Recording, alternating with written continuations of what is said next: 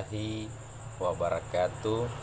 Perkenalkan, saya Ian Muhammad CIJ, peserta pelatihan dan sertifikasi CILJ Batch 6 Mimbar Hukum Indonesia.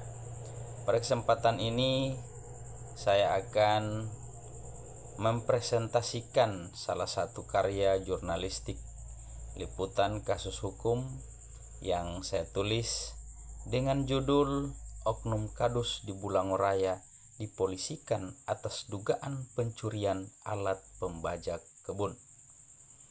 Berita ini saya susun berdasarkan prinsip-prinsip jurnalistik, yaitu akurasi, verifikasi, keberimbangan, independensi, serta menjunjung tinggi asas praduga tak bersalah sebagaimana diatur dalam Kode Etik Jurnalistik dan Undang-Undang Pers.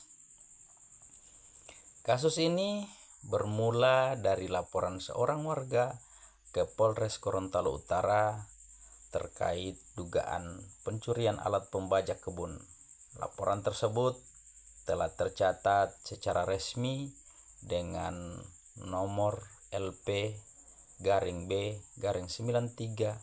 LP-B-Romawi 5-2026-SPKT-Polres Gorontalo Utara Polda Gorontalo.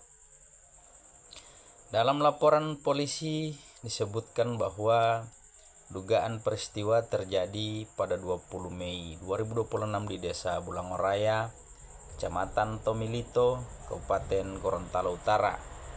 Pelapor menjelaskan bahwa alat pembajak kebun miliknya ditinggalkan sementara di lokasi kebun. Setelah itu, ia memperoleh informasi dari anggota keluarganya dan seorang saksi bahwa alat tersebut diduga telah dibawa oleh seorang oknum kepala dusun. Dalam penulisan berita, saya menggunakan istilah diduga dan terlapor, bukan menyatakan bahwa yang bersangkutan telah bersalah. Hal ini merupakan penerapan asas praduga tak bersalah karena hingga saat itu proses hukum masih berlangsung dan belum ada putusan pengadilan yang berkekuatan hukum tetap. Untuk memenuhi prinsip cover both sides, saya tidak hanya mengutip keterangan pelapor, tetapi juga melakukan konfirmasi kepada pemerintah Desa Bulangoraya. Sekretaris Desa menyampaikan bahwa pemerintah desa baru mengetahui informasi tersebut melalui pemberitaan media dan media sosial. Pemerintah desa juga menyatakan menghormati proses hukum yang sedang berjalan, sekaligus berharap persoalan tersebut dapat diselesaikan secara musyawarah apabila dimungkinkan menurut ketentuan hukum yang berlaku. Selain itu, saya juga berupaya menghubungi pihak terlapor guna memperoleh hak jawab dan klarifikasi. Namun hingga berita diterbitkan, yang bersangkutan belum memberikan tanggapan.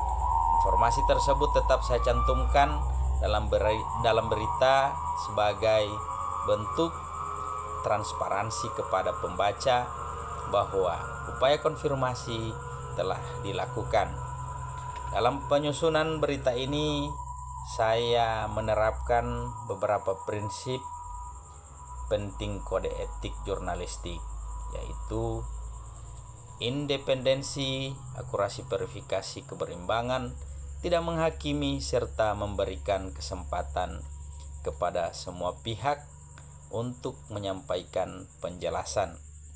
Dari sisi hukum, berita ini mengacu pada laporan resmi kepolisian dan menjelaskan bahwa dugaan perbuatan tersebut berkaitan dengan ketentuan tindak pidana pencurian sebagaimana disebutkan dalam laporan polisi.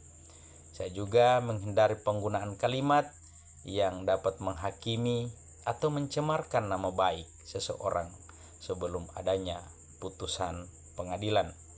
Melalui liputan ini, saya berupaya memberikan informasi yang faktual kepada masyarakat tanpa memengaruhi proses hukum yang sedang berlangsung.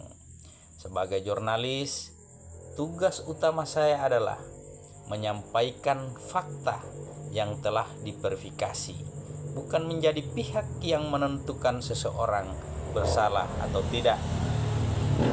Dari karya jurnalistik ini, saya memperoleh pelajaran bahwa setiap pemberitaan kasus hukum harus dilakukan secara hati-hati. Wartawan wajib melakukan verifikasi, menjaga keseimbangan informasi, menghormati hak jawab, serta tetap berpegang pada asas praduga tak bersalah, agar berita yang dihasilkan tidak merugikan pihak manapun dan tetap sesuai dengan ketentuan hukum serta kode etik jurnalistik. Demikian presentase karya jurnalistik yang dapat saya sampaikan. Terima kasih atas perhatian dan kesempatan yang diberikan. Wassalamualaikum warahmatullahi wabarakatuh.